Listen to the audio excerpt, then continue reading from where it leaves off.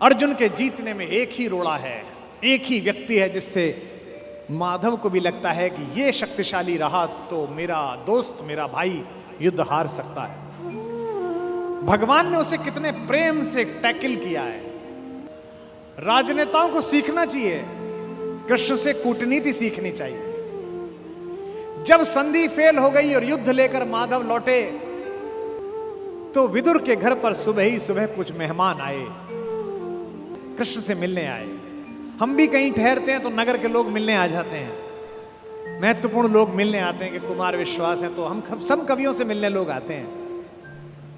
तो विदुर के द्वारपाल ने कहा कि अंगराज कर्ण आए हैं। विदुर ने पूछा कि क्या मुझसे मिलना चाहते हैं? उनसे कहिए राज्यसभा में मिले, अब मैं अपने अतिथि के साथ व्यस्त हूं।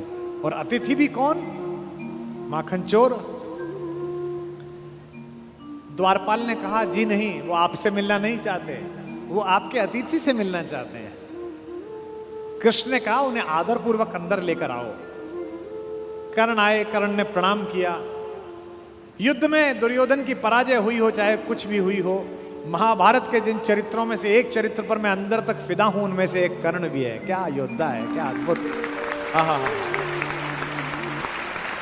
कृष्ण मुस्कुराए। कर्ण के चेहरे पर दुख और पश्चाताप का भाव था।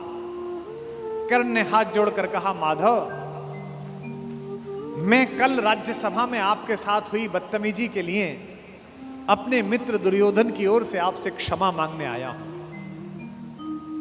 भगवान ने कहा ईश्वर तुम जैसा मित्र सबको दे जो इतने बड़े अपराध के बाद भी क्षमा मांगने के लिए आ जाता है, ऐसा मित्र सबको मिले। कर्ण ने कहा कि अगर आप मुझे थोड़ा सा भी माधव प्रेम करते हैं तो मेरे मित्र को क्षमा कर दीजिए। उसने गलती की, उसे दूत के साथ यह व्यवहार नहीं करना चाहिए था और आप जैसे दूत के साथ तो सोचना भी नहीं चाहिए था। भगवान ने कहा मैं उसे माफ कर दूंगा, लेकिन एक शर्त है कर्ण। अंगराज ने कहा कि इसी क्षण मैं आपको अंग प्रदेश का राज्य दे देता हूं, मेरा शरीर ले लीजिए पर मेरे मित्र को माफ कर दीजिए। कृष्ण ने कहा शरीर देने की इतनी उतावली में मत आओ अंगराज, समय तय हो चुका है, सबको देना पड़ेगा, तुमको भी देना पड़ेगा, पक्का तय है। कर सकते हो तो इतना करो, अब मैं वापस पांडवों के पास जा रहा हूं, हस्तिनापुर की सीमा तक मुझे छोड़ के आओ। उसने कहा इससे बड़ा सौभाग्य का होगा कि मैं आपको छोड़ने चलूं? आइए मेरे रथ में बैठिए। कृष्ण ने कहा कि ठीक है, मैं तुम्हारे रथ में बैठ जाता हूं।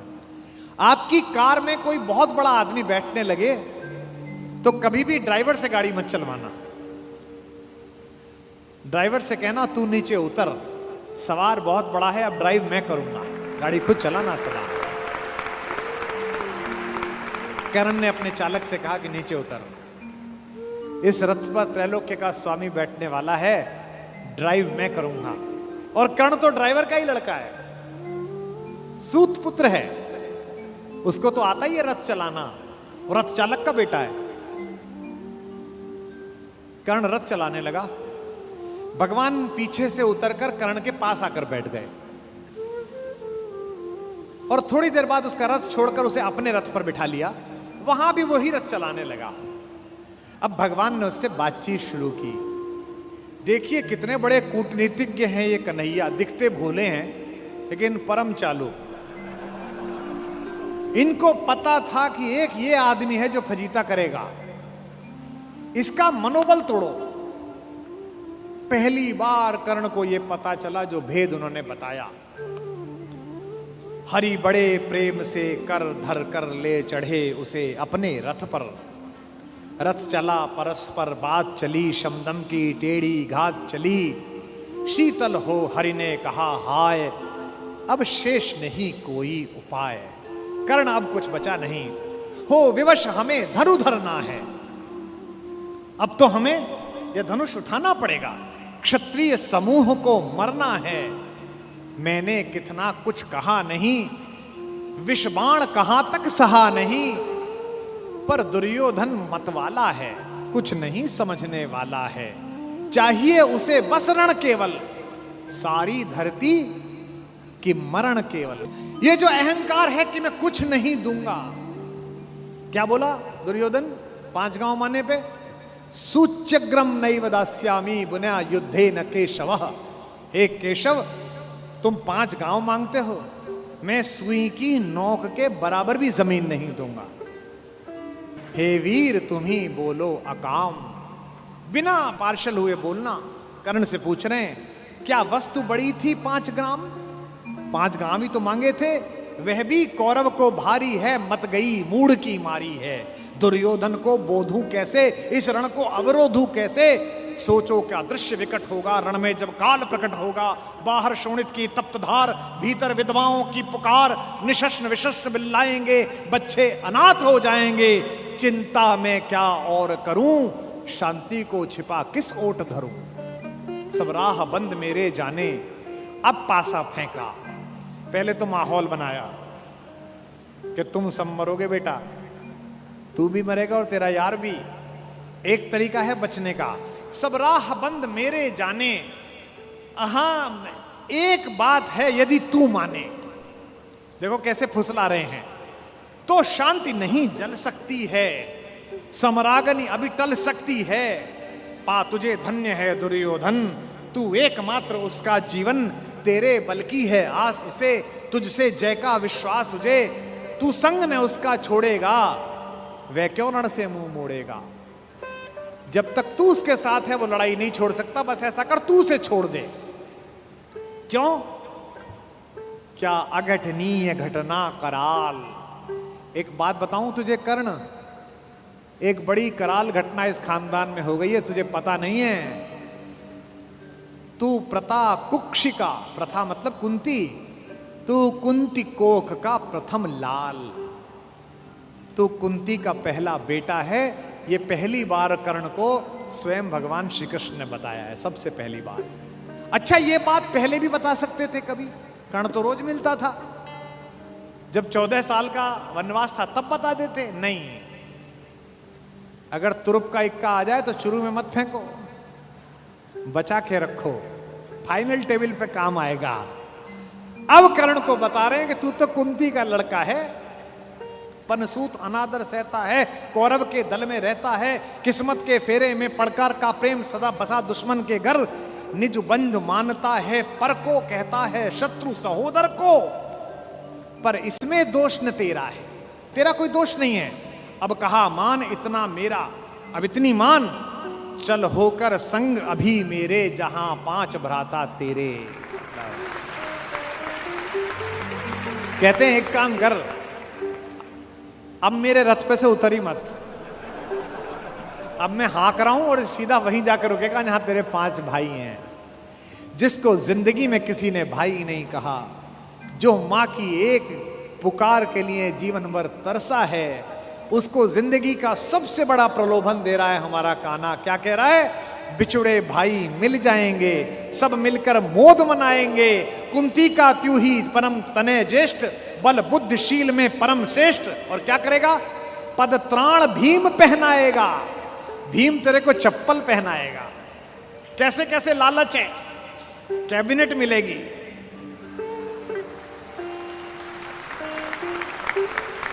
और उसमें भी कोई छोटा मोटा मिनिस्टर नहीं, सीधा ही प्राइम मिनिस्टर। पद त्राण भीम पहनाएगा, हैं? धर्मादिप युधिष्ठिर चमर डुलाएगा। तेरे दरबार के बाहर कौन खड़े होंगे? पहरे पर पार्थ प्रवर होंगे। जो तेरा दुश्मन है, तेरा छोटा भाई अर्जुन, ये तो तेरा एनएसजी कमांडो बनेगा। पहरे पर पार्थ प्रहर होंगे, सहदेव नकुल अनुचर होंगे। सब लोग तुझे पहचानेंगे, असली स्वरूप को जानेंगे। खोई मणि को जब पाएगी, आखिरी दाव जो मारा है, खोई मणि को जब पाएगी, कुंती फूली न समाएगी।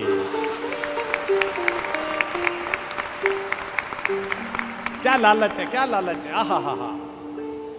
कुरुराज स्वयं झुक जाएगा, संसार बड़े सुख में होगा। कोई न कहीं दुख में होगा। सब गीत खुशी के गाएंगे, तेरा सौभाग्य मनाएंगे। और आखिरी में ऐसी बात कहता है, और कौन दुनिया को जो देता है वो भीख मांग रहा है। मेरे कन्हैया को पृथ्वी की आग टालने के लिए भीख मांगनी पड़ी। कुरुराज समर्पण करता हूं, पूरा राज्य कुरुराज समर्पण करता हूं, साम्राज्य समर्पण करता हूं। यश मुकुट मान सिंहासन ले, बस एक भीख मुझको दे दे। कौरव का तज रण शोक सखे, भूखा भावी हर शोक सखे। ये तो कन्हैया हैं जो इतनी स्ट्रेटेजी अपनाते हैं। किस लिए? देखो, ये बड़ा गहरा गणित है, इसको समझो। इस दाव को चलने में कृष्ण का कोई नुकसान नहीं है। अगर कर्ण इधर आ जाता तो महाभारत समाप्त हो जाती। और एक ऐसा योद्धा जो सुबह दोपहर शाम इसी बात की कसम खाता था कि अर्जुन को मारना है, इन पांडवों को मारना है, इसके कलेजे में ये बात डाल दो कि ये तेरे भाई हैं, तो जब युद्ध लड़ेगा तो थोड़ा तो हाथ कांपेगा, थोड़ा तो दिल के अंदर कुछ दुख दुख पैदा होगी। शत्रु की मानसिकता को कमजोर करना, शत्रु की मानसिकता पर प्रहार करना, यह काम है। लेकिन कृष्ण की इस कथा में थोड़ा स्मरण कर्ण का भी कर लो कि उस जैसा कोई आदमी भी पैदा नहीं हुआ जो इतनी सारी चीजों को ठुकरा दे और खुल के कह दे, ए ऋणी कर्ण का रोम रोम, जानते सत्य यह सूर्य सोम, तन मन दुर्योधन का है, यह जीवन दुर्योधन का है। और दो पंक्ति जो कही है कर्ण ने, मैं उसकी दृढ़ता को और उसके समर्पण को प्रणाम करता हूं। सुरपुर से भी मुख मोड़ूंगा, केशव मैं उसे न छोड़ूंगा।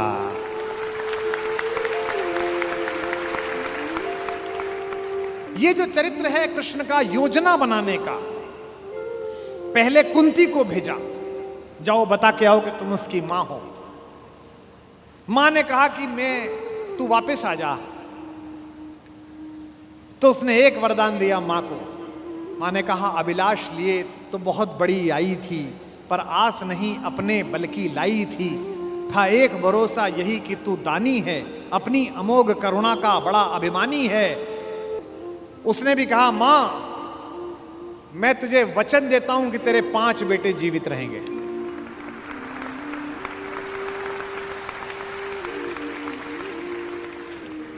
इसका मतलब है कि कर्ण ने कहा कि युद्ध के बाद 5 बेटे जीवित रहेंगे, अर्जुन के अलावा किसी पर हथियार नहीं उठाऊंगा, अर्जुन मिलेगा तो छोड़ूंगा नहीं, अर्जुन मर गया तो युद्ध समाप्त करवा दूंगा, तब भी तेरे 5 बेटे जिंदा रहेंगे। खुलकर कहूंगा ये मेरी मां है। और अगर अर्जुन का दाव चल गया मां, तो तुझे पता और मुझे पता कि हम मां बेटे हैं, तेरे 5 बेटे जिंदा रहेंगे। जा मां, मैं तुझे वरदान देता हूं, तू दान दान रट रही किंतु क्यों माता, पुत्र ही रहेगा सदा जगत में दाता। मैं ही देता रहूंगा, दुनिया तो उससे सदा सभी कुछ लेगी, पर क्या माता भी उसे कभी कुछ देगी। मैं एक कर्ण अतएव मांग लेता हूं, बदले में तुझको 4 कर्ण देता हूं। छोड़ूंगा मैं तो कभी नहीं अर्जुन को, तोड़ूंगा कैसे स्वयं पुरातन प्रण को, पर अन्य पांडवों पर मैं कृपा करूंगा, पाकर भी उनका जीवन नहीं हरूंगा।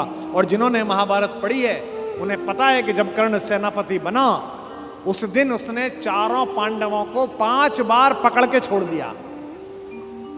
भीम तो उसके रथ के आगे आके नृत्य करने लगा, गुस्से में रोता हुआ कि मुझे अपमानित करके छोड़ता है, मैं क्षत्रिय हूं, मेरा वध कर, मुझे मार दे।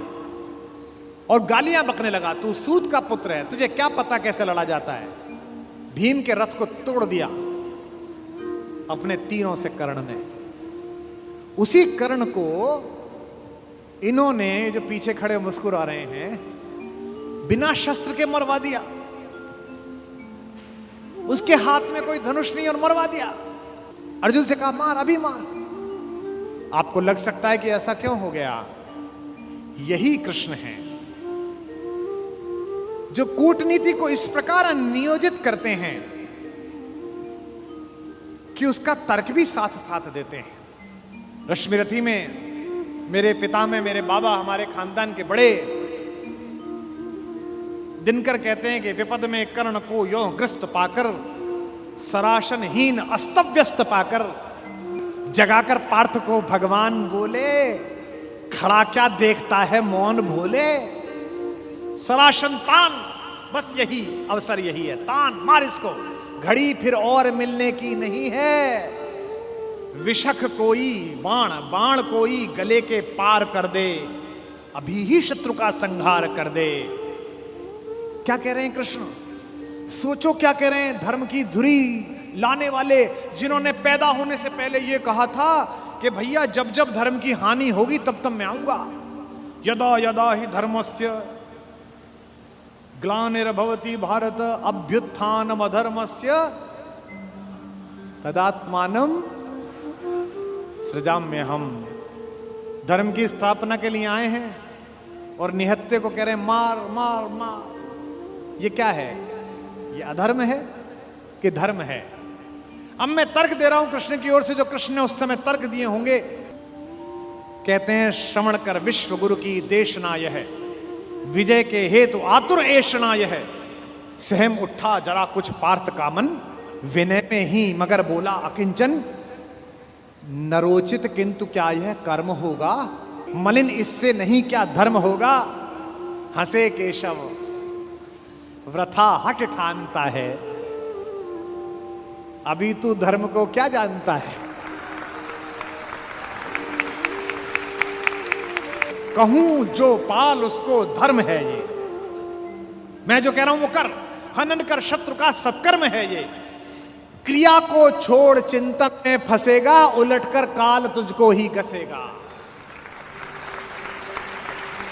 ये जो हमको सिखाते हैं कि हम दूसरे की सीमाओं का अतिक्रमण करके घर में जाके ना मार के आए, इनको पूछो कि जिस समय हिंदुस्तान के चौराहों पर बम फटते थे, इनको पूछो कि जम्मू कश्मीर में जाते हुए हमारे सीआरपीएफ के जवानों के मुंह पर मतदान के समय जाते हुए ये लफंगे चांटे मारते थे। इनको पूछो कि पड़ोसी के भीख मिले हथियारों से हिंदुस्तान की मां बेटियों को आतंकित करने वाले और केसर की क्यारी में बारूद भरने वालों को सीमा के अंदर पार घुस के मारा जाए कि ना मारा जाए। देश का एक एक बच्चा कहेगा कि मारा जाए। नहीं जब पार्थ को देखा सुधरते, हृदय में धर्म का टुक ध्यान धरते, समय के योग्य धीरज को संजोकर कहा राधे ने गंभीर होकर। अब कर्ण बोला, हर पापी, हर अनाचारी, हर दुष्ट जिसने दुष्टता में साथ दिया है वो ज्ञान देने लगता है। भूल गया अर्जुन के कौन ज्ञान दे रहा है। अर्जुन के अंदर भक्ति, मनुष्यता, भावना सब पैदा हो गई। नरोचित धर्म का कुछ काम तो लो, बहुत खेले जरा विश्राम तो लो। फंसे रथ चक्र को जब तक निकालूं, धनुष धारण करूं, प्रहरण संभालूं। रुको तब तक चलाना बाण फिर तुम, हरण करना कर सको यदि प्राण तुम। नहीं अर्जुन शरण में मांगता हूं, समर्थित धर्म से रण मांगता हूं। कर्ण कहता है कि धर्म से युद्ध करो। कृष्ण मुस्कुराए कि बेटा अब फंसा के, अब मैं तुझे धर्म समझाता हूं, है ना। उपस्थित देख हो न्यायार्थ अरि को, निहारा पार्थ ने हो खिन्न हरि को। अर्जुन का तो सॉफ्टवेयर हैंग हो गया।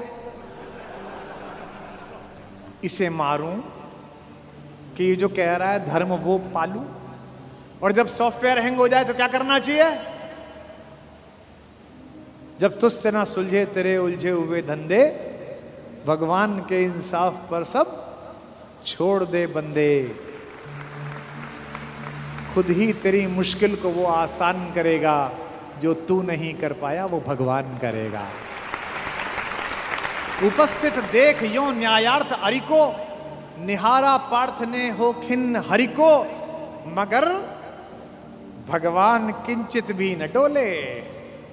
अभी तक तो हंस रहे थे, मुस्कुरा रहे थे, करते मार।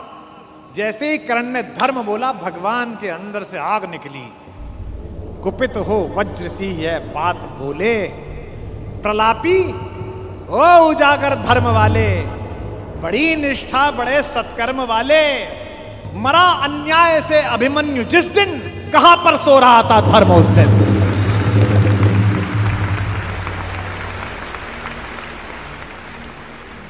मरा अन्याय से अभिमन्यु जिस दिन, कहां पर सो रहा था धर्म उस दिन। हलाहल भीम को जिस दिन पड़ा था, कहां पर धर्म उस दिन यह धरा था। लगी थी आग जब लाक्षा भवन में, हंसा था धर्म ही क्या तब भुवन में। और एक पंक्ति, बेटे पे आ जाए, पत्नी पे आ जाए और मां पे आ जाए तो खून खोल जाता है। अर्जुन का खून खौला रहे हैं भगवान मेरे। सभा में द्रौपदी की खींच लाके, सुयोधन की उसे दासी बताकर, सुवामा जाति को आदर दिया जो, बहुत सत्कार तुम सबने किया जो। नहीं वह और कुछ सत्कर्म ही था, उजागर शील भूषित धर्म ही था।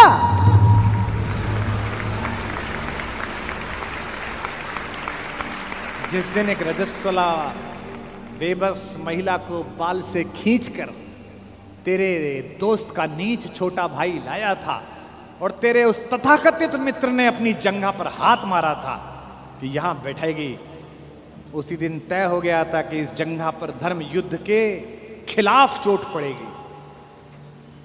जो युद्ध जानते हैं वो सब जानते हैं। जुए में हार कर धन धाम जिस दिन, हुए पांडव यति नष्काम जिस दिन। चले वनवास को तब धर्म था वह, शकुनियों का नहीं अपकर्म था वह। और कोई अपकर्म नहीं होता। कटी से नीचे प्रहार करना अधर्म है, लेकिन दुर्योधन की जंघा तोड़ी भीम ने, कोई नहीं। ये जो रणनीतिकार कृष्ण है। खांडव दहन हुआ, आप सबको पता है, आग लग गई, आग बुझी नहीं, इंद्र से भी नहीं बुझी। तो इंद्र ने अपने बेटे से कहा, अर्जुन से कहा कि भाई बुझा। सर्पों ने कहा कि बुझा। अर्जुन ने बादलों में तीर मारा और बादल बरसे। जब पुरुषार्थ आ जाता है तो तीर आदमी ऐसे ही मारता है, कभी बादल में मारता है, कभी जमीन में मारता है। पिता में भीष्म जब पड़े हुए थे शरशैया पर, उनके मुंह से निकला पानी। कोई सोने के मटका लाया, कोई चांदी के मटके लाए। उन्हें अर्जुन की तरफ देखा कि पड़पोते पानी। अर्जुन ने तीर मारा पृथ्वी पे। कुरुक्षेत्र चले जाइए, आज भी आपको मिल जाएगी वो नदी जहां जमीन का स्तर तक, वहां तक तीर गया। और साइंस देखिए तीर की, ड्रिलिंग देखिए कि उतनी ही तेजी से गया और धार उतनी ही आई जो पिता में भीष्म के होठों तक आई। आज भी अर्जुन के तीर से निकली हुई इस नदी को हमारे उत्तर भारत में बाण गंगा कहा जाता है। कभी दर्शन करके आइए उस नदी।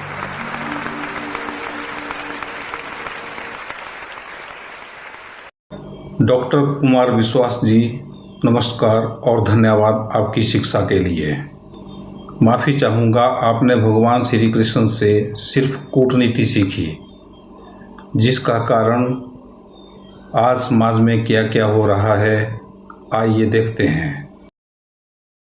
नमस्ते सर। सर, मैं एक रिपोर्ट पढ़ रहा था जहाँ पर लिखा था कि जो ग्लोबल हंगर इंडेक्स है, वहाँ पे 125 देशों में से भारत का जो स्थान है वो 111वां है। तो कुपोषण, मैल की समस्या अभी भी भारत में व्यापक है। साथ ही कुछ 67 लाख बच्चे हैं जो ज़ीरो फूड चिल्ड्रन कहलाते हैं। तो इसका मतलब ये होता है कि उन्हें कई बार दिन में एक भी बार भोजन नहीं मिलता। इसके साथ और एक मैंने रिपोर्ट पढ़ी जहाँ पे लिखा था, एक सर्वे किया गया था 10वीं से 12वीं के जो बच्चे हैं भारत के शहरों में उनका। तो ये जो शहरों के बच्चे हैं, इनमें 33% ओबेसिटी पाई जाती है, मोटापे के शिकार हैं। तो एक देश में इतना अंतर कैसे, ये जानना चाहता था आपसे। जो पुलिस विभाग में काम कर चुके हैं सारी जिंदगी, अरुण कुमार शर्मा जी। तो अरुण जी, कुछ आंकड़े मेरे पास है एनसीआरबी के 2022 के, 2023 तो आए नहीं, सुबह मैंने भेजे भी अपने मित्रों को। भारत में कुल 2022 में एनसीआरबी के मुताबिक 58 लाख केसेस दायर किए गए सर। 58 लाख, ये सोच के दिल कांप उठता है। क्राइम अगेंस्ट विमेन जो हैं, विभिन्न किस्म के क्राइम, उसमें 4,45,256। वरिष्ठ नागरिकों के खिलाफ क्राइम 28,545। Cyber crimes 65,893। ये ओल्ड फिगर है, 2023 में संख्या लाखों में चली गई है। क्राइम के अंदर मर्डर्स 28,522। बलात्कार 31,516। 31,516। लेकिन ये आंकड़ा, एक और आंकड़ा मुझे बहुत तंग कर रहा है। Crime against children, rapes, POCSO के केसेस 38,911, 38,911। किडनैपिंग्स 1,07,588, थेफ्ट, चोरियां 2,76,460, और शायद मुझे लगता है हर एक केस के पीछे 10 ऐसे केस हैं जो रिपोर्ट ही नहीं किए गए या जिनकी एफआईआर दर्ज नहीं की गई। तो हम इन माफ़ी चाहूँगा, यह कूटनीति नहीं बल्कि फूटनीति है जो हमें कलयुग ने सिखाई है। कलयुग अर्थात गद्दार युग, जो बच्चों की रोटी तक खा गया। अगर भगवान श्री कृष्ण को पहचाना होता तो ऐसा ना होता। वो तो साक्षात शिव के अवतार थे, जिन्हें श्री हरि भी कहा जाता है। वो तो मनुष्य को चमत्कार दिखाने आए थे, जो उन्होंने दिखाए। आपने उनसे कूटनीति तो सीखी, मगर पर्वत को उंगली पर उठाने की नीति नहीं सीखी। उसे भी सीख लो और फटते बादलों से लोगों की जान बचाओ। अगर प्रेम नीति सीखी होती तो ऐसा कभी नहीं होता कि हमारे ही लोग हमारा पैसा लेकर भागकर दूसरे देशों में ना बस जाते, और दूसरे देश भी हमारे देश से चुराए हुए पैसे को ले जाकर वहाँ पे बसने वालों को माफ़ नहीं करते। लेकिन ये परिणाम नफ़रत का है, कूटनीति का है।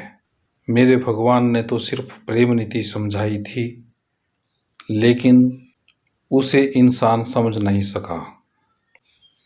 प्रेम नीति भगवान शिव और माता शक्ति से जाने इस वीडियो के माध्यम से। इसलिए शिक्षक को प्रेम नीति सीखनी चाहिए, क्योंकि अध्यापक राष्ट्र का निर्माता है। राष्ट्र नहीं परंतु विश्व को जोड़ने का निर्माता है, जो सिर्फ और सिर्फ प्रेम और ज्ञान से आ सकती है, ज्ञान और नफरत से नहीं। और ज्ञान अनुभव से आता है, ये आपने खुद ही कहा है वीडियो में। उसे अगले वीडियो में दिखाते हैं। तब तक प्रिय दर्शकों, वीडियो को श्रीमान कुमार विश्वास जी तक पहुंचाएं, ताकि शिक्षा और ज्ञान के बीच में फैसला हो सके। 19वीं शताब्दी के इन तीन बड़े दुनिया बदलने वाले लोगों, एक जिसने व्यवस्था बदली, राजनीतिक, आर्थिक, सामाजिक, दूसरा जिसने धर्म के प्रति सोच बदली, और तीसरा जिन्होंने हमारी व्याधियों को लेकर एक नई सोच पैदा की। पूरी 20वीं शताब्दी में हमने ऐसे लोग पैदा नहीं किए। 21वीं शताब्दी के भी 20 वर्ष पूरे होने जा रहे हैं, कोई आहट नजर नहीं आ रही। श्रीमान जी, माफ़ी चाहूँगा, मैं आपके जैसा पढ़ा लिखा तो नहीं हूँ। सिर्फ मैट्रिक तक पढ़ा हूँ, वो भी 33% नंबर से। लेकिन पेंटर का काम सीखने के बाद कई स्कूलों में लिखा कि जननी व जन्मभूमि स्वर्ग से बढ़कर है। तो मुझे तो ऐसा लगा कि आपने जन्मभूमि को गाली दी हो, मेरी भारत माता को। मैंने तो श्री कृष्ण और कर्ण की कहानी से यही सीखा था कि कर्ण कुंती का प्रथम पुत्र था, जिसे वो समाज के सामने अपना ना सकी, और शूद्र जाति ने उनका पालन पोषण किया, जो कि एक ड्राइवर थे। एक दिन जब वह राज्य में गए तो उन्होंने जब राजाओं के बच्चों को अस्त्र शस्त्र की विद्या प्राप्त करते हुए देखा, तो उनका मन भी हुआ कि मैं भी सीखूंगा। लेकिन जिन्हें आप गुरु द्रोण कह रहे हैं, वह तो शिक्षक बन गए थे, जो सिर्फ राजाओं के बच्चों को ही शिक्षा देते थे। कर्ण तो सूत पुत्र था या ड्राइवर का बेटा था, लेकिन वो तो भगवान का माध्यम था, जिसमें हिम्मत भरी थी, और उसने झूठ बोलकर कि मैं ब्राह्मण का बेटा हूँ, श्री परशुराम जी से शिक्षा प्राप्त की, और समाज और प्रशासन को दिखाया कि शिक्षा कोई भी प्राप्त कर सकता है। जुनून चाहिए। अनपढ़ भी सुनकर शिक्षा प्राप्त कर सकता है, लेकिन समाज और प्रशासन ने उन्हें शूद्र पुत्र की गाली दी। वहाँ पर दुर्योधन ने उन्हें अपना मित्र बनाकर सम्मान दिया, और जब कर्ण को युद्ध में श्री कृष्ण जी ने यह बात बताई कि तुम कुंती के पुत्र हो और पांडव तुम्हारे भाई हैं, तुम्हें अपनों का साथ देना चाहिए, और वह धर्म के साथ भी तो हैं, क्या तुम नहीं जानते? तो कर्ण बोले कि मैं जानता हूँ कि मैं अधर्म का साथ दे रहा हूँ। लेकिन कर्ण ने भगवान से सवाल किया कि सूद पुत्र होना क्या मेरे बस में था, जो समाज या प्रशासन मुझे ना तो शिक्षा दे सका ना सम्मान दे सका। उसका क्या लालच और क्या अभिमान। अब तो दोस्ती के लिए न्यौछावर हैं अपने प्राण, क्योंकि जब समाज और प्रशासन ने ठुकराया तो दोस्त ने दिया सम्मान। तो कृष्ण जी बोले, तुम्हारी मर्जी। तो भाइयों, यह कूटनीति नहीं थी, बल्कि कर्ण की परीक्षा ली जा रही थी भगवान के द्वारा कि क्या यह लालच पाकर किस ओर जाएगा। तो कर्ण ने बता दिया कि मैं नमक हराम नहीं हूँ, और कर्ण मारा गया। महाभारत युद्ध समाप्त होने के पश्चात भगवान श्री कृष्ण जी अर्जुन को रथ पर बिठाकर दूर एकांत में ले गए और उन्हें रथ पर बैठे भक्त हनुमान जी के बारे में बताया और दिखाया। जब भक्त हनुमान जी रथ से उतरे तो रथ में एक बहुत बड़ा विस्फोट हुआ और चकनाचूर हो गया। तब हनुमान जी श्री कृष्ण जी से कहने लगे कि भगवान मुझे माफ़ कर देना, मैं कर्ण के अस्त्र शस्त्रों का सामना नहीं कर पाया। तब भगवान श्री कृष्ण हनुमान जी की तरफ मुस्कुराए और इशारों में कहा कि कर्ण के अस्त्र शस्त्रों का सामना तो मैं भी नहीं कर पाता अगर तुम्हारी माता आदि शक्ति मेरा साथ ना देती, क्योंकि जन्म और मृत्यु की देवी तो वही है जिसे साइंस आज IVF यानी विट्रो फर्टिलाइजेशन की प्रक्रिया कहती है या टेस्ट ट्यूब की प्रक्रिया कहती है। उससे बड़ी प्रक्रिया तो महाभारत में पहले ही हो चुकी है, जैसे कि कुंती के सभी पुत्र देवताओं के थे।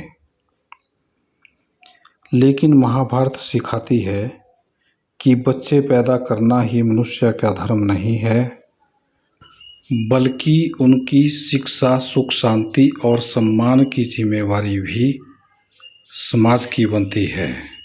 क्योंकि अगर समाज दो प्रकार का होगा, एक छोड़ेगा और एक पकड़ेगा, तो उसमें गलती बच्चे की क्या। मैं तो केवल ज्ञान हूँ, तुम तो जानते ही हो। मैंने तो भगवान कृष्ण से यही सीखा था। मैं कहना चाहता हूँ, जिस धरती पर श्री कृष्ण जी आए थे शिक्षा देने के लिए, उसमें सभी पात्र उनके हिसाब या अनुसार थे, चाहे अर्जुन हो या कर्ण, या धृतराष्ट्र हो या दुर्योधन। भगवान शिव ने यह सब नाटक या फिल्म रची थी कि अगर अपने ही अपनों के दुश्मन बन जाएं तो क्या करें। ये सब भगवत गीता में बताया है, जो हमने श्री रामानंद सागर जी द्वारा बनाया गया सीरियल श्री कृष्णा धारावाहिक है, जिसे आप YouTube पर सर्च कर सकते हैं। धन्यवाद।